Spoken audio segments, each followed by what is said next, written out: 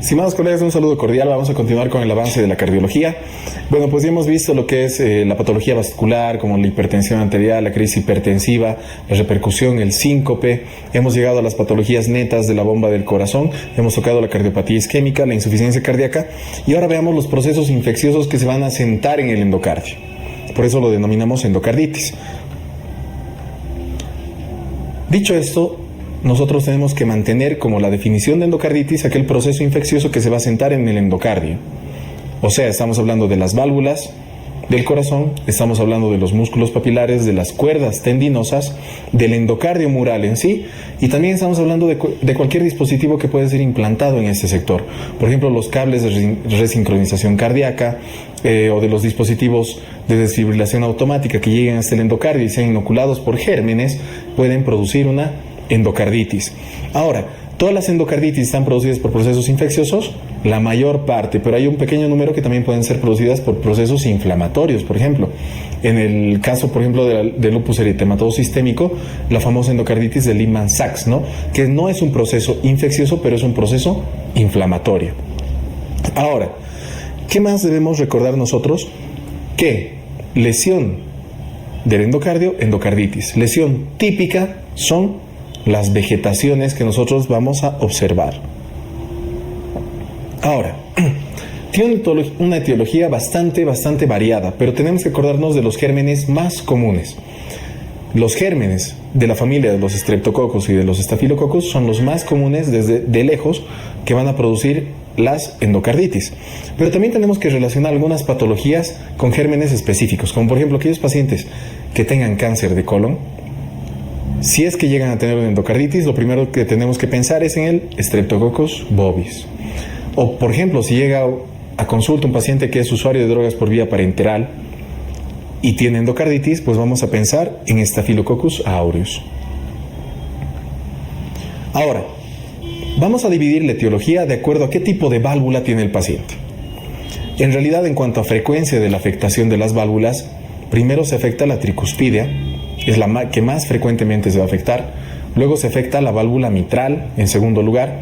En tercer lugar se afectan ambas juntas, tanto la tricuspidia como la mitral. Y en cuarto lugar se afecta la válvula aórtica.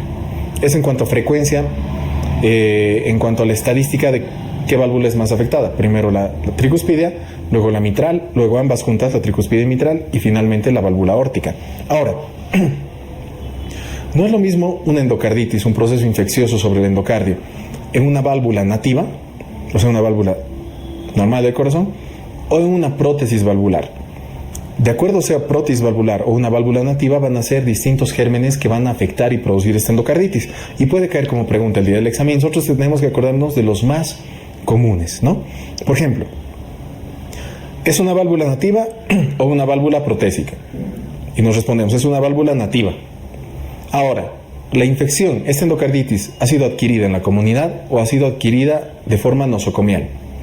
Sea una u otra respuesta, son distintos gérmenes. Por ejemplo, válvula nativa y la infección se ha dado en la comunidad, tenemos que pensar, como vemos aquí en la tabla, en Streptococcus viridans,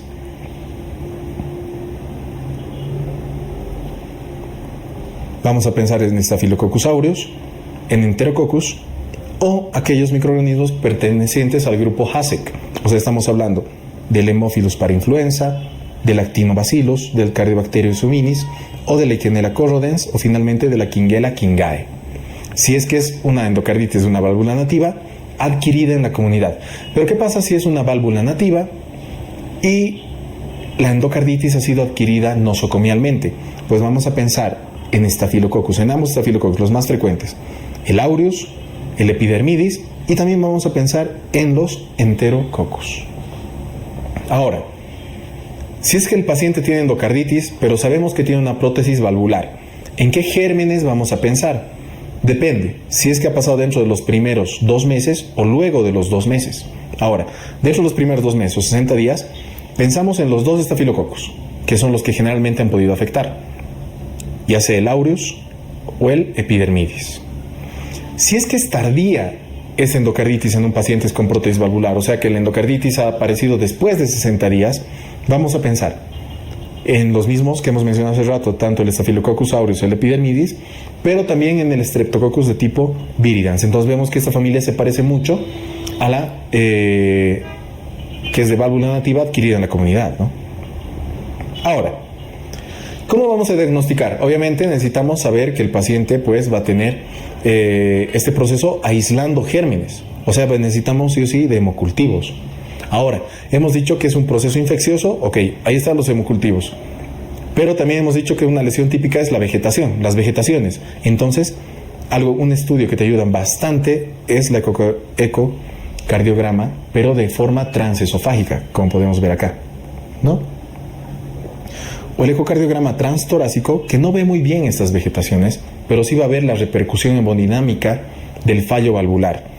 Y obviamente también vamos a apoyarnos en los laboratorios. Entonces, aislamos los gérmenes, hemocultivo, vemos las vegetaciones con un ecocardiograma transesofágico, que es el que mejor las ve, o también podemos ayudarnos mediante un transtorácico y también la parte laboratorial, ¿no? Eso por lógica. Pero lo que sí nos pueden preguntar, y es bastante apetecible preguntar el día del examen, son los criterios. Y tenemos criterios, o sea, los más conocidos son los criterios de Duke, y vamos a tener mayores y menores. Ahora, los mayores, ya los sabemos porque los hemos repasado en la definición. Aislar microorganismos típicos de endocarditis, los que hayamos visto en tanto válvula nativa como en válvula protésica, pero aislar los microorganismos que sean típicos en 2 hemocultivos separados en el tiempo. Entonces, tenemos 2 hemocultivos, hemos separado microorganismos, los mismos microorganismos y son típicos de endocarditis, ya estamos teniendo un criterio mayor de Duke. Y el otro criterio, ¿qué será? La lesión típica del endocardio, que son las vegetaciones. Esos son los 2 criterios mayores. Por definición, el endocardio está infectado. Necesito aislar gérmenes comunes y típicos de endocarditis. Los aíslo. Ya tengo un criterio de Duke. ¿Cuántos hemocultivos necesito? 2, separados en el tiempo. Es un criterio de Duke. Mayor. El otro criterio mayor, la lesión típica del endocarditis, que son las vegetaciones en el corazón. Ahora, criterios menores, todos los que te puedas imaginar. Si hemos dicho que los gérmenes típicos son un criterio mayor, pues los gérmenes atípicos, los que no son muy comunes, va a ser un criterio menor. Fiebre, que el paciente, o sea, estamos hablando de un proceso infeccioso, que tenga fiebre va a ser un proceso menor. Criterios inmunológicos, también los vamos a considerar. El factor reumatoide, un criterio menor. Las manchas de Roth, los nódulos de Osler, criterios menores. Procesos valvulares, o vasculares, también los vamos a considerar criterios menores, como por ejemplo una embolia arterial. O sea, estamos hablando de un proceso infeccioso que ha podido causar una embolia a nivel de los vasos sanguíneos, un accidente cerebrovascular, aneurismas, hemorragias, etcétera. O sea, procesos vasculares que han podido crear esta patología, estos gérmenes, este caldo de cultivo que ha ido al corazón y ha producido endocarditis, lo consideramos como un criterio menor, ¿no? Y pues factores que sean predisponentes, como por ejemplo, habría tener un criterio mayor. Y ¿qué otro factor me podría ayudar a pensar en endocarditis? Los antecedentes del paciente. Exactamente. Que sea un usuario de drogas por vía parenteral. O sea, ya estoy teniendo otro criterio. O que tenga una implantación reciente de una válvula. O que tenga cables en el corazón de algún dispositivo. O una patología vascular, etcétera. Ya me llevan a pensar en criterios menores. Los criterios menores pueden ser muchos y son más que todo de lógica. Los que no me tengo que olvidar jamás son los mayores. O sea, las vegetaciones y los hemocultivos, 2 positivos separados en el tiempo, de gérmenes típicos. Ahora, ¿cómo voy a realizar el diagnóstico? 2 criterios mayores, más un criterio menor, diagnóstico de endocarditis. Un criterio mayor y 3 criterios menores, diagnóstico de endocarditis. Y si es que no tengo ningún criterio mayor, necesito 5 criterios menores para diagnosticar la endocarditis. Ahora, vemos que hemos tenido tablas bastante sencillas para separar los gérmenes más típicos, ya sea una válvula nativa o una válvula protésica, y vamos a estudiar el tratamiento de la misma forma.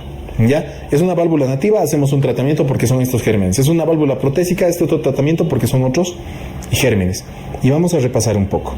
Por ejemplo, si es una válvula nativa, vamos a ver si es que esa endocarditis ha sido adquirida en la comunidad. Lo que vamos a utilizar más que todo es la combinación de ampicilina y sulbactam con gentamicina. Estas tablas son para que te las memorices, para que les repases muy bien en la parte de los ABC-Meds, pero las vamos a mencionar en este ClassMed. Y ahora, es una válvula nativa, pero la infección la ha adquirido de forma nosocomial. Vamos a cambiar un poco el tratamiento, mantenemos la gentamicina, pero vamos a asociar a vancomicina y a una fluoroquinolona. a la ciprofloxacina. Eso en cuanto a válvula nativa. Pero ¿cómo vamos a realizar el tratamiento en una válvula protésica? El paciente tiene una válvula protésica, ya sea temprana o tardía, el tratamiento va a ser el mismo.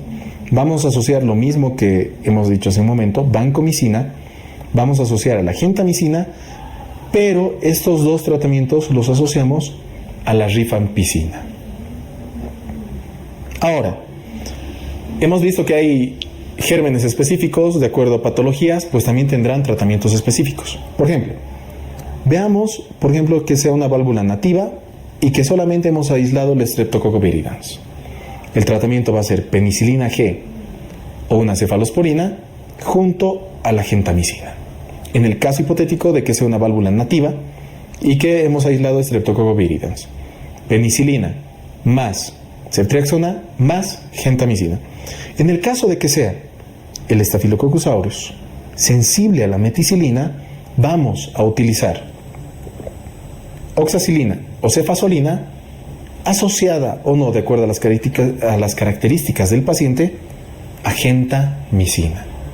Estas tablas, como te repito, son de memoria, necesitas dar un par de leídas para familiarizarte muy bien entre la patología, el germen aislado y el tratamiento específico. Ahora, si es que tenemos el Staphylo aureus resistente a la meticilina, nos abocaremos a utilizar vancomicina.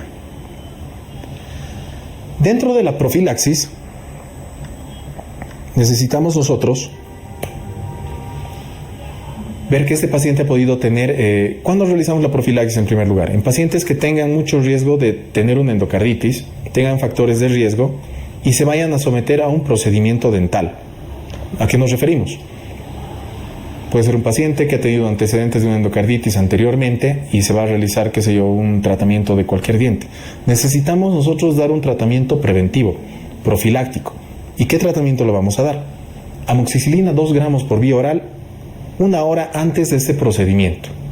Pero no todos los pacientes pueden tomar amoxicilina, no todos los pacientes pueden tomar los betalactámicos o las penicilinas semisintéticas. Pues tenemos que tener opciones. Y una de esas opciones va a ser la amoxicilina vía oral. No la utilizamos, pero sí vamos a utilizar la clindamicina 600 miligramos 1 hora antes del procedimiento. Todas las endocarditis se van a solucionar con las tablas de tratamientos que hemos dado, la mayoría. Pero las que no se pueden solucionar necesitan un abordaje de tipo quirúrgico, ¿ya? Y hay otras indicaciones en las cuales el tratamiento también es netamente quirúrgico. Por ejemplo, cuando una válvula tiene una disfunción grave, ha habido una rotura de un músculo por el proceso infeccioso, por ejemplo, esa válvula ya no está funcionando, va a llevar a que el paciente tenga insuficiencia cardíaca, entonces el tratamiento sí tendrá que ser netamente quirúrgico. Una infección que no pueda controlarse, porque los medicamentos no van a llegar a tener una buena biodisponibilidad en el lugar. Entonces, ¿qué podremos hacer? Pues si no me funciona el tratamiento médico, podemos utilizar el tratamiento quirúrgico, remover esa válvula, implementar otra, etcétera, ¿no? Microorganismos que sean resistentes. Hemos utilizado las líneas de tratamiento, no nos funciona, nos vamos al tratamiento quirúrgico. Y una embolia sistémica. Con eso hemos llegado al final del tema de endocarditis. Como puedes ver, necesitamos saber el concepto general, que es una infección del endocardio, qué gérmenes lo van a producir generalmente, cómo los tratamos, y no olvidarnos que las vegetaciones son típicas de la endocarditis. Entonces, teniendo un par de ideas claves, vamos a poder contestar todos los temas referidos a endocarditis el día del examen. Espero que este tema haya sido de bastante ayuda en tu preparación y pues nos veremos en el siguiente tema de cardiología.